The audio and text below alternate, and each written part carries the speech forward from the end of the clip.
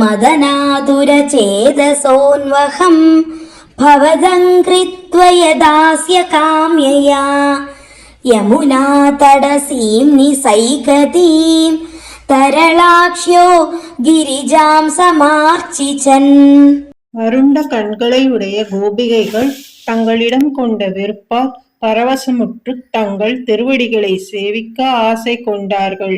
அந்த ஆசை நிறைவேறும் பொருட்டு யமுனை கரையில் அம்பிகை பார்வதியை மனதில் ஆவாகனம் செய்து வழிபட்டனர். तव नाम कथारता समं सुदृश प्रातरुपागता नदीम् उपहारशतैरपूजयन् दयितो नन्दसुतो भवेदिति. அழகிய கண்களை உடைய அந்த பெண்கள் தங்கள் திவ்ய நாமங்களிலும் திவ்ய சரித்திரங்களிலும் பெரு விருப்புற்று விடியற்காலையில் ஒன்று கூடி யமுனை ஆற்றுக்குச் சென்று ஏராளமான பூஜா திரவியங்களுடன் தேவியை பூஜித்து நந்தகோபகுமாரன் எங்களுக்கு நாயகனாக அமைய அருள் புரிய வேண்டும் என்று பிரார்த்தித்தார்கள்.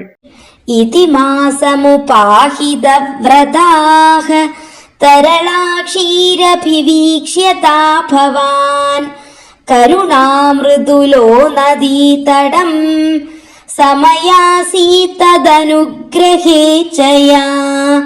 விதம் அவர்கள் ஒரு மாத காலம் விரதம் அனுஷ்டிக்க தாங்கள் கோபியர்கள் மீது கருணை கொண்டு அவர்களுக்கு அருள் புரிய எண்ணம் கொண்டீர்கள். அதனால் அவர்கள் நீராடிக் கொண்டிருந்த யமுனை நதிக்குச் சென்றீர்கள். நியமாவசிதௌ நிஜாம்பரம் தடசீமன்யவமுச்யதாஸ்ததா யமுனா ஜலகேலனாகுலாஹ புரதஸ்த்வாமவலோக்ய லஜ்ஜிதாஹ.